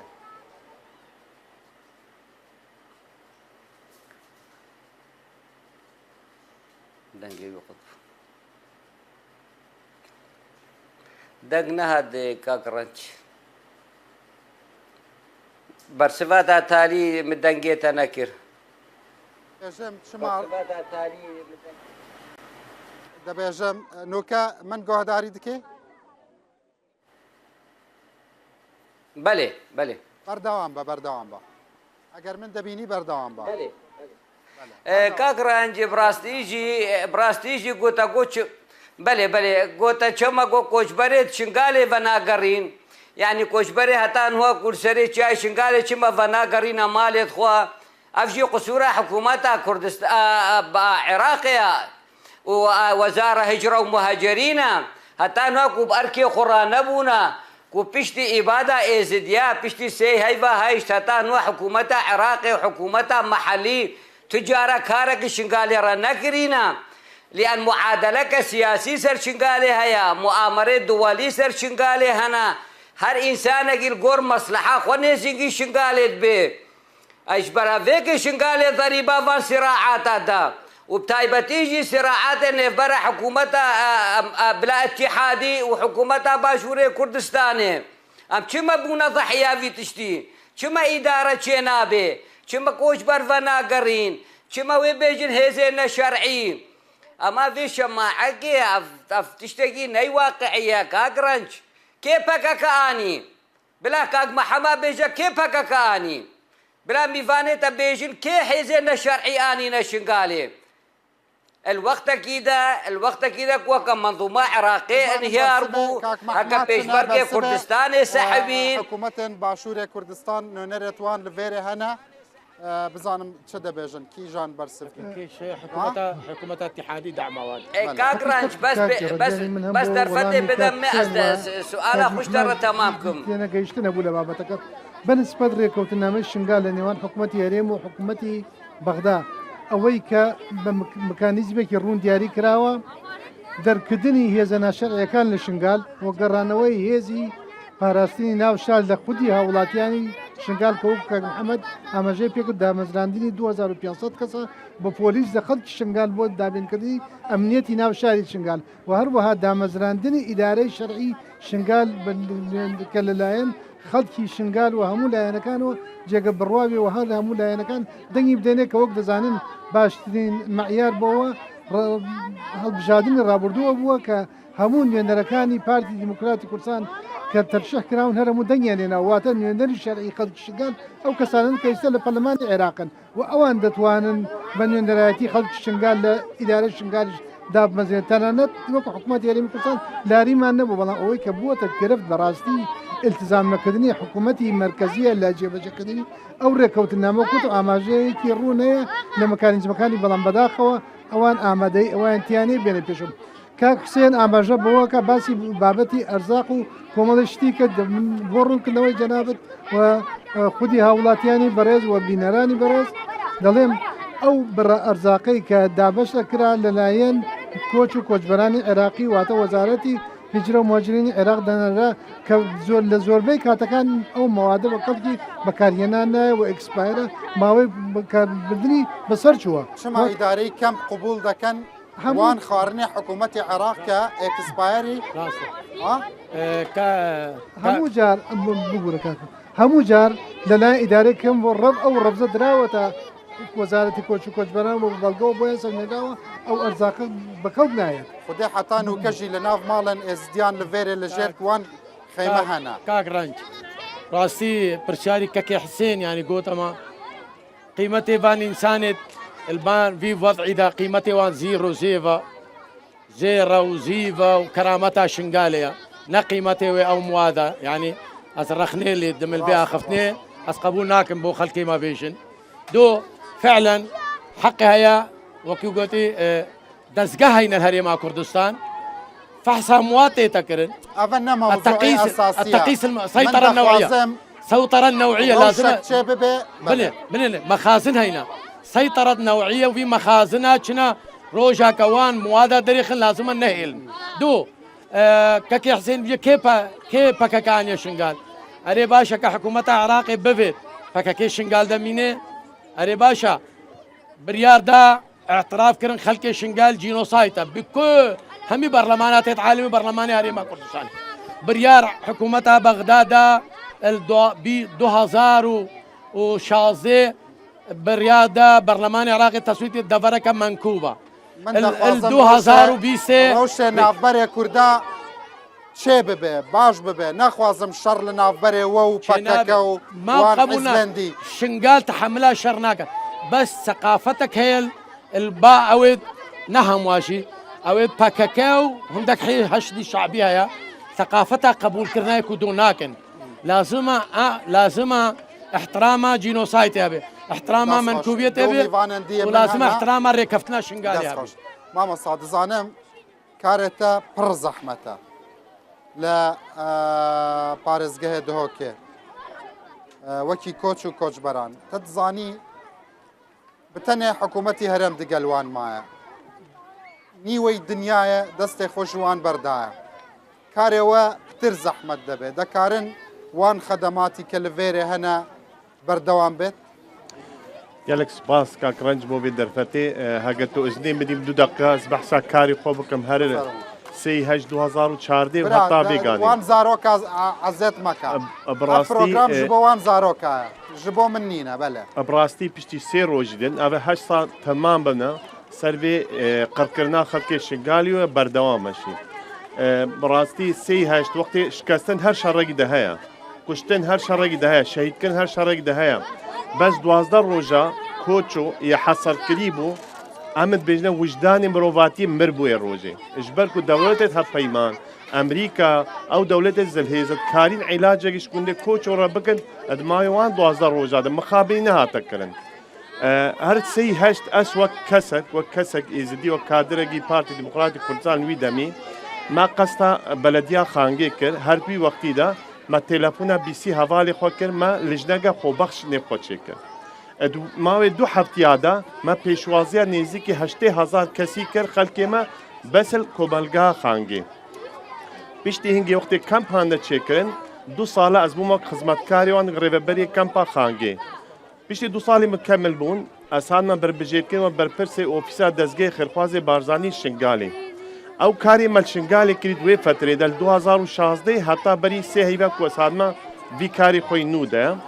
وقتی مسردانا شنگالی کری مدی 3000 خیزان سری چای شنگالینا نه کهربایا نه مدرسه نه آبا ما وقت دزگه خیرخواز بارزانی لوی وقتی ما 13 مولد کهربای برنه سری چای شنگالی هر خیوتک ما 3 امپیر دانان به برانبر هر وسا ما بیری آبیشی بوان کولان ما 2 تانکر آبیشی اینان ما خشتک چیکر که روزانه آب سروان خلکی ما دابشت کرد سر رایوی کشی ما كرنا وقت كارت 23 قاطع مسؤول قاطع او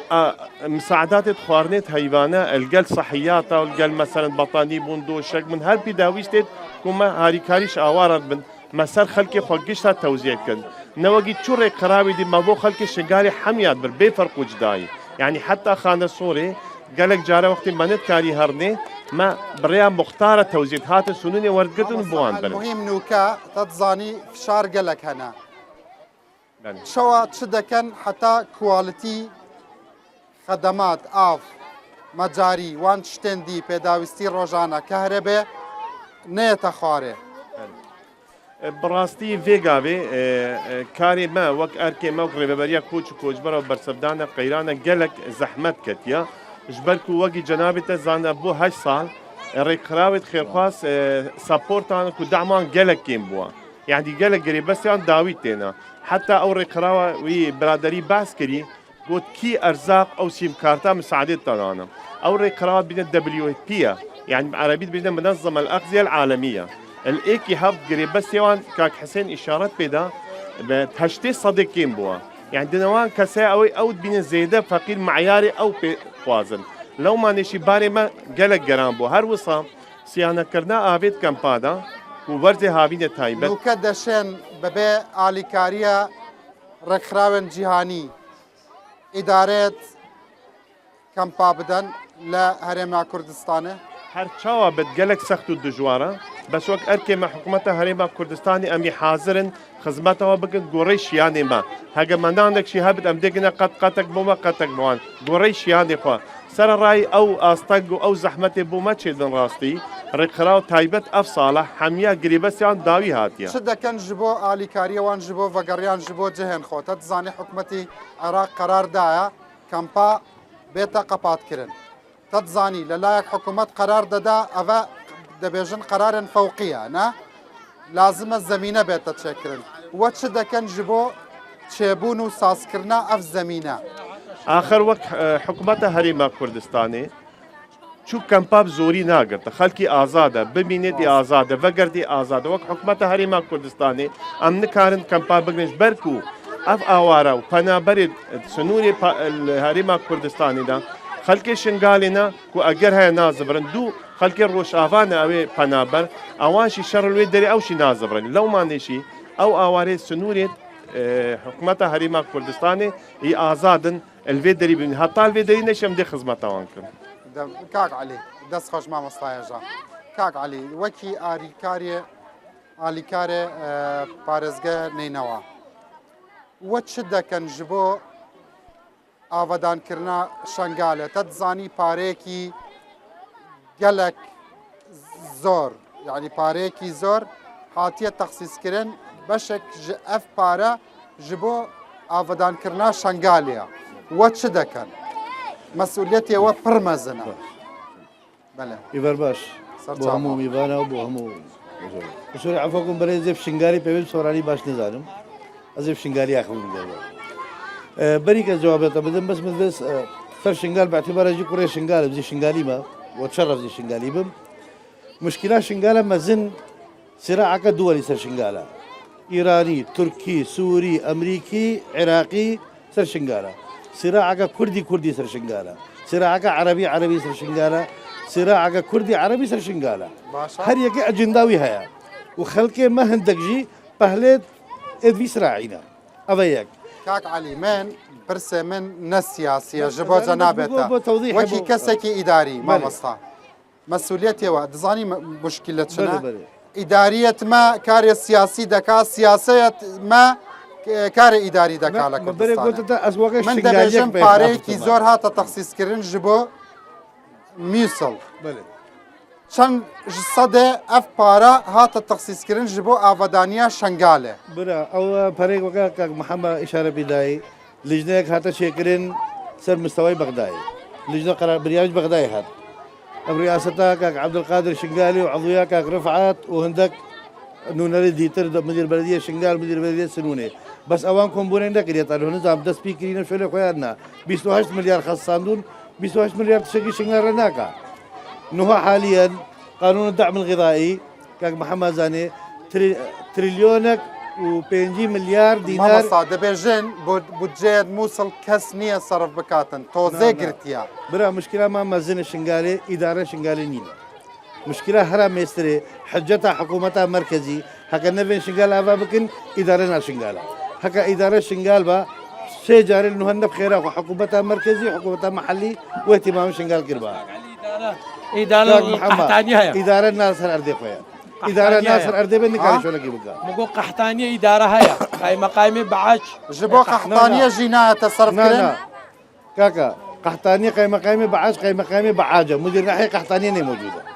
أبا مشكلة كما زنا يعني أبا مثلا كي سببه مثلا فراغ إدارينا فراغ إداري مشكلة صدي بينجي مشكلة ما فراغ إدارية نفراغة أو موجود بس نلشنقالن باشا مثلا أف براي منك الشنقالي كاك حسين دبيجي أم نونري شنقالي كاك محما نونري شنقالي جنابتا يارد دري محافظي حزبين ديجي هنا بارتي دبيجي أم خدانة إزيدينا يكي تيجي دبيجي أم خدانة إزدينا نزانم نوكا چەند حزبی دیجی چێ بووە یعنی چما فراغی ئیداری هەنا ئەڤەت فام ناکەم خودێت زانە كاك أول من يقول بعد تنهرز بيجي مشكلة ما شنقال أف حزبته قوتين همو كس نابيس كوري شنقالم حتى هاد بيجي بابي شنقال جنابته كوري شنقالي من بارة دخوازم كوري شنقال بارة دخوازم وان زاروكا بارة نينا هذا معلومة كده جابتها نافي من الجديد نبوس كوري شنقالم مقول شما قلت توافقات سياسية تني بارتي وتني جماعة حلبوسي نافي منكرنا الجديدة أسقر أول جنابته إداري مثلا تشدك أزنا إداري ملعب شل ياري ددري بله باشا شلو بيك دكي باشي اف بروجرام حتى دقل حميلة انن روني شي بيجي لازمة شاريكي اف دردا بكين بهفرا حميا أول لازمة هاريك هاريا نونرين بشنغالي درجة يك لنوج ممسترين أعضاء البرلمان هر بين شاشة كده يزيدي مذي هاريك هاريا ما بقول في تشتي ضغطك يصير محافظة بكن فرق زيادة بخاصة شنغارة ويا ددوي هيفيا مايا كاكا هيفيا مايا إدارة شنغال بقرية شنغال أفك مديرنا حلقة مقام بلا بزفرين جاري من كاك محمد قوتا السيدة محافظ قو أزيم مستعدم إيروش بشنغال بس قيادة أمر بدمن باشا حل شنا حل إدارة شنغال بقرية رقم يك الرئيس فان برنغازا ربابي بقرية جي خود رقم ددو ضغط سر حكومته شيء ببي اختصاصات شنغال زيادة بقرية رقم سي وبالمناسبة اهتمامها منظمات شنغال قالك مزنا حكم استقلال بس خلق بقرية باشا مصطفى كاظمي بريار ندى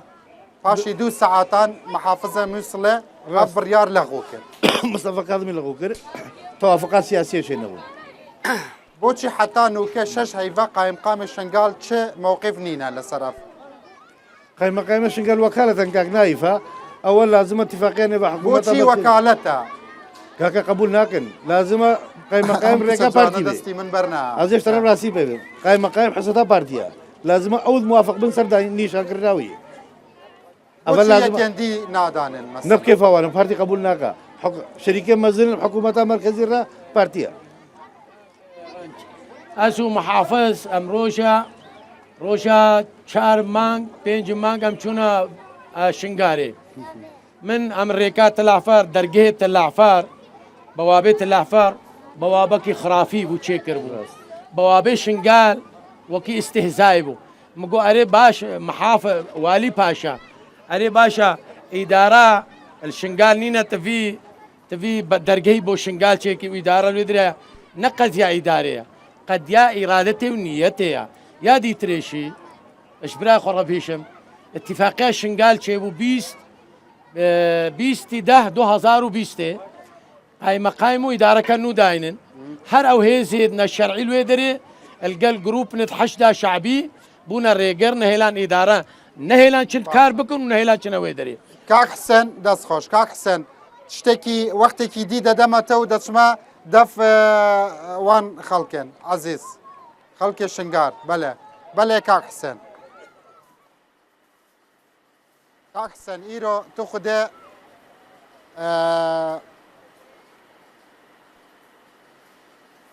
شنقال قلق بريندارا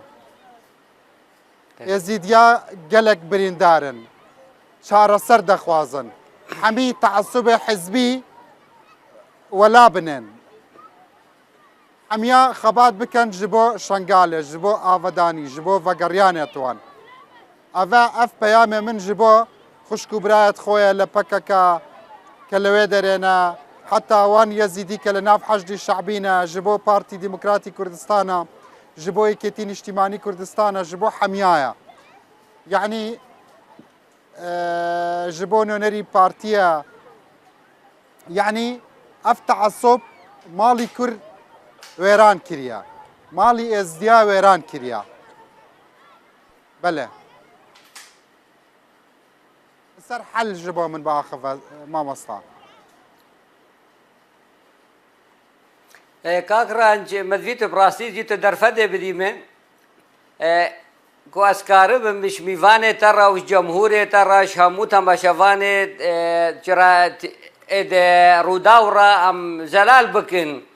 الرجل احتراما ما السيداي محمد رهيا يعني ادبيجي هتان واداره كنينا هيزدنا شرعي هنا كاك محمد ما تشا سالات تقايم قايمه شنقال بيوي تنهد دوام الشنقال نكر بشتي تبوي نونر نائب ديسا ريز واحتراما مشتر رهيا استاذ محمد بس بيجي اشترى زلال بكم يعني وشش محافظ دانين وبيش رئيس وزراء دانين هتان هو نكاري هون قايمة وإدارة شنغالي دينن افتشت بلان تيتا شكرين افتشت بزانبونا اف مؤامرة كسر شنغاليا وكا كاك علي إشارات بيداي اف مؤامرة كسر شنغاليا كان هون هاد بيجن دعم الطارئ وأموال مجمدة كميزانية شنغاليا بريشة سالة كاني 6 سال بري شوي كميزانية شنغالي كدعم حكومتها محلي شنغالي ركري كدعم حكومتها كردستاني شنغالي ركري بلا إنسان خوش واقعي خو دور نكا بلا إنسان خوش راستي دور نكا هون سببك رئيسي هون إدارة محلية شوينا كردستاني هون سببها شنغالينا والله بدن لبر اويكا بقصه توجيهي تكريا والله بدن والله بدن 6 ساله قايمه شنقال بالخيفته كذا ومهمو خدمتش خلكي شنقالي وخنكي شنقالي متشكش شايهاتن وبرجيريا شنقالكو كم خدمت كر اوان هيلام دوامي بكن كاك علي زاني ومحافظ امشونا ويدري او هيزين شرعي هانا بيشا اداره شنقالي ونهيلان شن دوام وكاري خو بكن ما جو ام كشتنا برايت خوناكن 100 سالی گفتگو نروشه که کشتن یادی ترید بجه داوا پارا ملیار تریلیونک و 105 میلیار بو موصل هاتیا بو الدعم الطارئ و 470 بو مجمده ما قوتي بشكا شنقالين واجد بيشم 3 مليار دينار لازم بيتا خارج كرن او نخيرا بابيك يا بو شنقالي ان هويته ومن دعويك المحكمات اتحادي سر موسى شيكريا او ديشه براي منيكاك حسين بيه من دعوه شيكريا السر اداره موصله هكا حسيتها شنقال لك المحكمات اتحادي قوري منكوبيته ومظلوميته وحقوق وحق وضررها شنقال بين 150,000 نفس 6 سكاني ضررها كشنقال بيقول دركينينا منكوبيا شنقال دركينينا 6 مليار قال ما دعوة بليل بوتا بجم ما دعوة مستشفى نخوش خانة كي بو شنقال كريا بينجي سري دعوة نخوش خانة كي بو سنوني كريا نخوش خانة كي بو هذه كي تخصيص هاوي 6 مليار 6 مليون دولار افان بارا فريد يجي بداويكن بلا فرمو من بو خود اگرم فرماش زور سپاس بو في درفته كاكران شولاي چندین نقطه هنا دویت براستی از واضح بیشن نقطه همیاد از دبل اف دیمنه تو بخل فيريد بيني و اف زاروك الفيريد بينن اف خلق الفيريد كوم او بخد دیمنه کی تراجيديا خلق شنقال قالكي شويه چند مازنترل في حاله کی تراجيدي دبي ام قالك شويه كي مازنترن بس مخابن اگر وجدان مرو فايتي مر وحاله خلق کی خدان كرامت هر اف بي والله نسبه قيمتها خلق شنقال قيمتها خلق شنقال با حكومتها مركزي او كارتونه کی مواد بهنيري كو خلقك بو جانور ابكار بينه قيمه شنقال البا حكومات البا بككي وحشده شعبي او تيروريست قيمه شنقال البا بككي وحشده شعبي او تجارت خل شنقال بكن وخلق شنقال فن بالخيفات هذا به هر 4 زاروك بشوتن كاك شنقال بس هيك لحظه قيمه الشنقال البا حكومتها هرما كردستاني او وقت جناب سروك بارزاين بيجي افرتا ايزدي افرتا شنقالي هماي شرفه افرت وخلق كردستانيه بس هيك نقطه بيجم كاكرنش النيف بومبا باران كرنا فروكين تركي مشكلة إيراني فشارت حكومتها هرما كردستاني تيروريست فشارت حكومتها عراق سر هرمي تيروريست باكاكي والله معجزة حكومتها هرمي شد فيشي بو خلق شنقالي وكي حزباتي اگر پاکاکا جیلره به لسر پارتی 1001 نقطه هنه برایم بله فرمو بله دەستپێکی زۆر سوپاس بۆ vê derfetê te da me silav بۆ mêvanên bihagiran û silav بۆ xelkê devera şingala xoragir ewa ku xwe çeman dît rêrewê heftî û çar firmanan de jî min divêt ez taybetî ez wekû gencekî xelkê devera şingal ez pênasekê bide me devera şingalê eger micalî bide me dixwazî vegerê şingalê شنقال من أفيت أز بخوازن بس أجر تبهلي أز بيناسا خو كوكو بيامك من هاي بجهين مخلكي باشترا أز مدفتن أز وكو جنجك أز بيامك بجهينم شنقال بتايبتيم كينا دوتش كوكو خلكي شنقالي إك ويادي فوتوغرافيا خلكي شنقالي استراتيجية خلكي شنقالي إك جي خلكي شنقالي زبوهميا ديار بكم دهتن ياسين بخوراغري وسرنا چماندن ددريجي هفتي وچار فرمانان ده بلا همي باش بزان أفا إك يادوي استراتيجية خلقي دبرا شنغالي كوكو شنغال ريروي ادوان هفتي وشار قونا غاند ام بيجين كاك رنج ريروي وان هرجي هفتي وشار فرمانه د شنغال جهه حميا من تنزل 8 ساله بروجرام شدكم هر كردكي خطابي سياسي ددا حمي زارو كما سياسينا خلقي شنغال جيان دخوازن لسر افا وكي خورتكي شنغالي برسوه پرسه من بده برا یک دبیجه پکک تیروریستا یک دبیجه پارتی مسببه یک دبیجه نازانم حزبین که حسین به خود کرد اول حزب زور ناوه حزب که حسین جبیرا من شویه بله من پرسیار من قضیه انسانیه تدزانی اوا بینرین هجا وان کتش کاما حتی نوکا خانو ندیتیا مال ندیتیا لناف خيبته بدنيا تشافي خو بدنيا وانيا حمي اندي توان لناف خيمه دابويا نا شوا ام وضعه بالرفيني افا برسمنا دسبيك يعني اسباب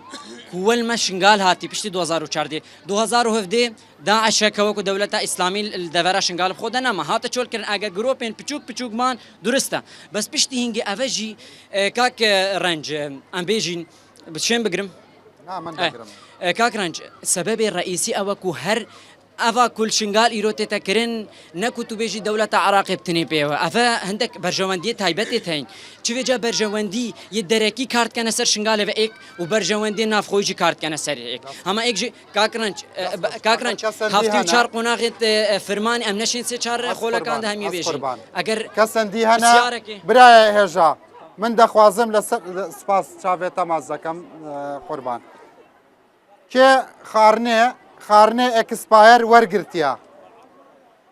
چه دسته معزکم دا کامن من دسته معزکم مشكا حسنه سيد حفظ القايمه تديل مالا سوسو سلمى مالا جمال سلمى باطا وهاويا قرر من تشكر النافوي هذه رزق خلم مرات سعدونا وسلام الشيخ هردو اسماعيل بحري دانا تحت روجيرو تهبك جاكي رنكي تاتشي جبوان مسؤولين ازديال فيرنا اوان كاك محمد خليل لفيريا اريكارا محافظ لفيريا محمد خليل مببال هذا مكاك كان سيدة محمد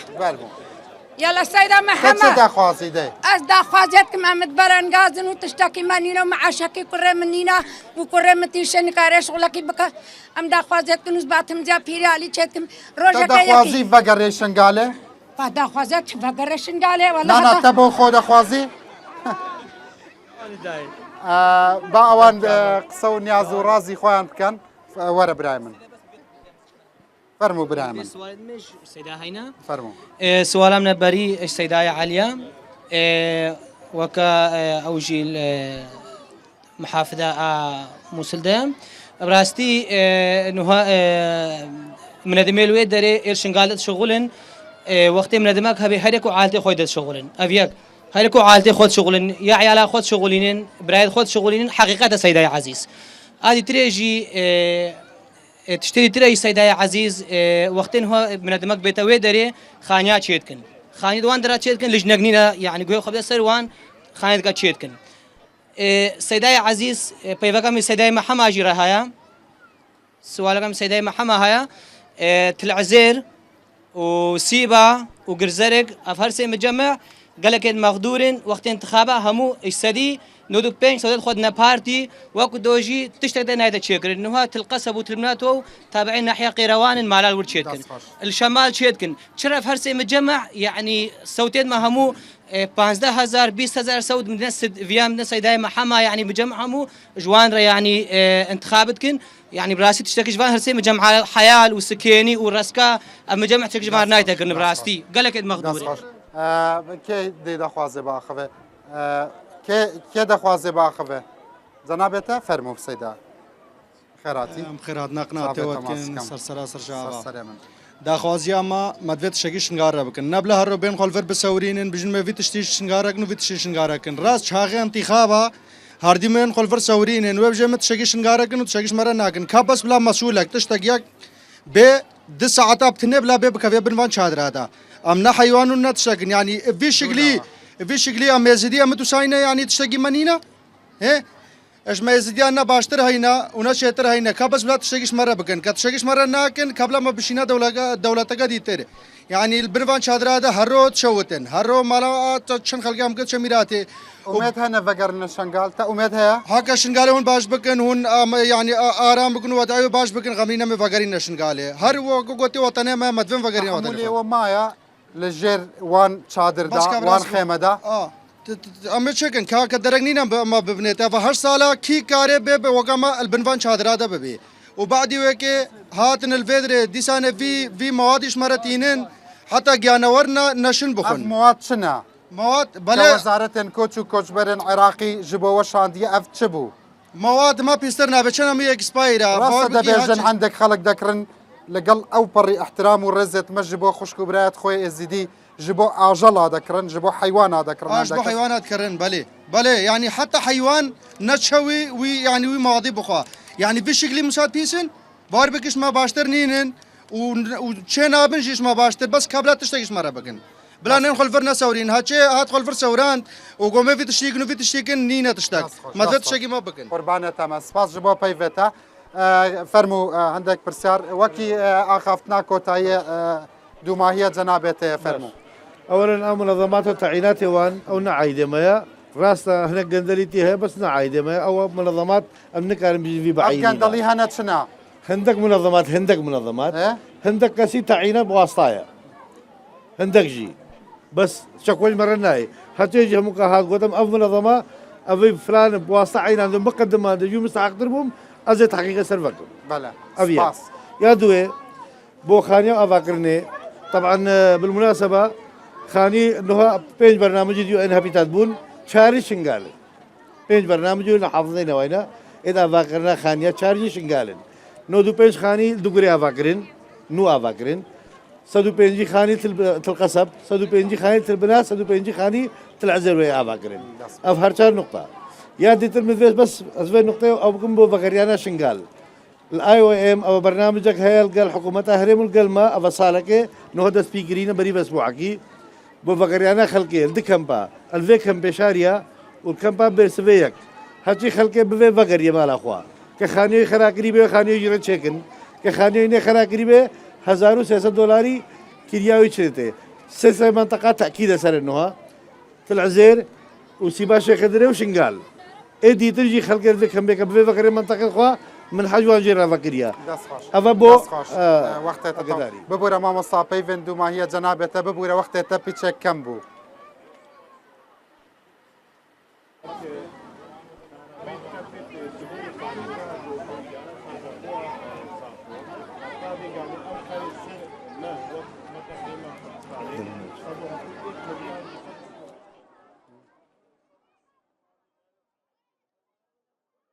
والله ماما صايرو تدقل من شانزنينا دنجتا نمايا ببورا ماما صا بيفن قسي كوتاي برستان روجنا كاكرنج براسي منكم وزارتنا وخو بليني هو دمك حكومتي ريمي كردستان اوي كلا دسمان بي بو خدمت كدني اما ولتي برزانه بردوام بين تا دواكس كلام هري مدى بنشن وقومان بخدمتكاري او انا زين وكوشون خدمتكاري هم خلطي اولادي قواني دست خوش به دوباره بخيراتن وكو وزارتنا وخو بلك احسن بيفن دوماهيه جنابه تتسبو بس كاتي من كم مايا کاکرانج براستیجی تا درفت تیر ندامه او انسانی کو ایرود بیجین او تروریست او پککل شنگالی دا لازم انسان خدا وجدان به اوی پککه وی تروریست تو عائله خوش مرنه خلاص کرن 400 شهید البرتا دادان هتانه کی تو آرام بو شنگالش تر هاتا رسگار کرن بلا کاک محمد نبیجه جیر رخنه مثلا بلا مقود بلا إدارة كمبي وي مواد إكسباير نستلمينش في ملته كوشبري بلانقاسرا براستيجي إيرو باندورة أحزابا إيرو سياسة أحزابا إيرو ناكوكيا نافبرا دولة اتحادي ونافبنا كردستان أم قربانيا ويتشتينا هكا وزارة هجرة ومهاجرين هكا كاك محمد ونونرت إيزديا هكا بربرشارت إيزديا إيرو بحقيقة دفاع ملت شنغالي قربانا كارين إيرو جاركا دي ترى ملت خوفا كارين شنغالي شما ملت عرب فقرها ملت عرب شادرا خواني البن مالا خرابوي دا داني شما خلقي هولي فقريان داعش هولي فقريان كاكرنج دعمك نينا مساهمة نينا بلا نبيجي شنغالا خرابويا خدي شنغالا آراما خدي أم دارت فككينا خدي أم قردارت فككينا راسي أجيل قالوا ما إدارة كم بي قبولنك موادي كسباير بي يا دي تري جينجا كي داوا كرغو بو قرعزيرو وقحطاني ومجا شيخ خدري وقرزرك راسا وان قال قرباني دا قربانيا مازن بشتي كوچو وان داو برخداني شكرن كاك رنج ما دا خواجيش حكومة عراقي كراو نفس الإدارة شنغالي بينا إدارة بعاج اهتمامي بدري بس حكومة عراقية تانوا اشتقمنيات كاك حسين بيشي والله إنه نريد كاك حسين كاك رنج كاك حسين بيشي بلا إنه نريد إيش شنغالي ولا إنه نريد إيه بارتي ديمقراطي كردستان وإيه كتي عراق همو دفاع بس وضع شنغالي وضع عراقي خرابة نهاش قلي وغازنام خلاص به برنامجك تشيكن اهتمامي بكمبا بكن وفقر ريكا كدينينا بو فقريانا شنغالي ألم فقيرنا شنغالي وبسر برزي بو في خلقه شرف وكرامة وبسر برزي بي فقرنا شنغالي بنرن هجا هميا أخو حافظي بكن بنرن هجا داخوازا وان زاروكا أفا كحمي كوردا بهفرا کار بکن به هفرا کار بکن جبو آفادانیا شنگالیا حمیا چاوره همته ونا دی با حمیا خوا حافظی بکن خوا حافظ